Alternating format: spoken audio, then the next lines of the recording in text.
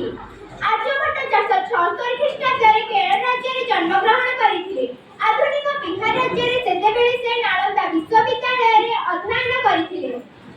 ତାଙ୍କର ଅଧ୍ୟୟନ ଜ୍ଞାନ ଓ ଗବେଷଣାକୁ ନେଇ ସେ ମାତ୍ର 23 ବର୍ଷ ବୟସରେ ଏକ କଳକୀୟ ଗ୍ରନ୍ଥ ରଚନା କରିଥିଲେ, ଯାହାର ନାମ ଆର୍ଯ୍ୟଭଟ୍ଟ। ଏହା ଜ୍ୟୋତିର୍ବିଜ୍ଞାନ କ୍ଷେତ୍ରରେ ଖୁବ୍ ପ୍ରସିଦ୍ଧ ଲାଭ କରିଥିଲା। ଗୁପ୍ତ ବଂଶର ଶାସକ ଚନ୍ଦ୍ରଗୁପ୍ତ ଏହାକୁ ଜ୍ଞାନ ଦେବା ସହ ତାଙ୍କ ଭଳି ଜଣେ ଗୁଣୀଜ୍ଞାନୀ ବ୍ୟକ୍ତିଙ୍କୁ ନାଳନ୍ଦା ବିଶ୍ୱବିଦ୍ୟାଳୟରେ ଅଧ୍ୟାପକ ରୂପେ ନିଯୁକ୍ତି ଦେଇଥିଲେ। ଆର୍ଯ୍ୟଭଟ୍ଟ ଅନେକ ଗୁଡ଼ିଏ ଅଙ୍କଗଣିତ, ସରଳ ତ୍ରିକୋଣମିତି ଇତ୍ୟାଦି ସୂତ୍ରମାନ ବାହାର କରିଥିଲେ। ଏହା ବ୍ୟତୀତ ଆର୍ଯ୍ୟଭଟ୍ଟୀୟ ଗ୍ରନ୍ଥରେ ଅନେକ ଗୁଡ଼ିଏ ଗଣିତ ଓ ତ୍ରିକୋଣମିତି ଇତ୍ୟାଦି ସୂତ୍ରମାନ ରହିଛି।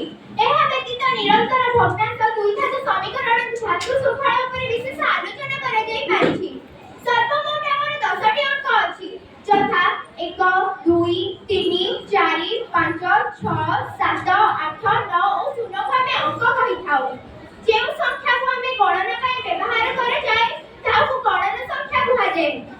ଆପଣଙ୍କ ମନରେ ପ୍ରଶ୍ନ ଆସୁଥିବ ନା, ଶୂନର ମୂଲ୍ୟ ଅଛି କି ନାହିଁ? ଶୂନକୁ ନମଣିବ ଶୂନ, ସଂଖ୍ୟାଟା ହଳେ 10 ଗୁଣ। ଶୂନକୁ ନମଣିବ ଶୂନ, ସଂଖ୍ୟା ବାମରେ ମୂଲ୍ୟହୀନ। ଆମେ ଯଦି ଏକ ଠାରୁ ଆମର ଗଣନ ସଂଖ୍ୟା ଆରମ୍ଭ ହୋଇଥାଏ, ଅର୍ଥାତ୍ 1 ସବୁଠାରୁ ସାନ ଗଣନ ସଂଖ୍ୟା ହୋଇଥାଏ। ସବୁଠାରୁ ବଡ଼ ଗଣନ ସଂଖ୍ୟା ନାହିଁ, କାରଣ ଆମେ ଯଦି ଢେଙ୍କାନାଳ ଠାରୁ ଭୁବନେଶ୍ୱର ଯାଏ ନ ଲେଖିବା, ପୁଣି ତାର ଡାହାଣରେ 1 ମିଶାଇ ଦେଲେ ସଂଖ୍ୟାଟି ବଡ଼ ହୋଇଯିବ। ତେଣୁ ସବୁଠାରୁ ବଡ଼ ଗଣନ ସଂଖ୍ୟା ନାହିଁ। 18ର ଡାହାଣରେ ଆମେ ଯଦି ଗୋଟିଏ ଶୂନ ଦେଇଦେବା, 18ର 10 ଗୁଣ ହେଇଯିବ, ଅର୍ଥାତ୍ 180 ହେଇଯିବ।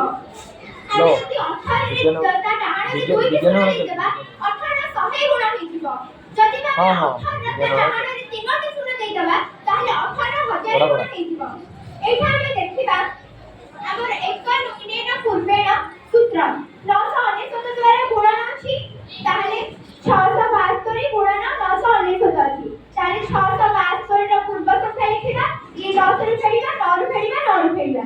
ତାହେଲେ ইয়ার পূর্ব সংখ্যা হলো 672 এর পূর্ব সংখ্যা হলো 671, ये 10 ରୁ ফেলে 10 ରୁ 2 গলে 8, ये 9 ରୁ 7 গলে 2, ये 9 ରୁ 6 গলে 3।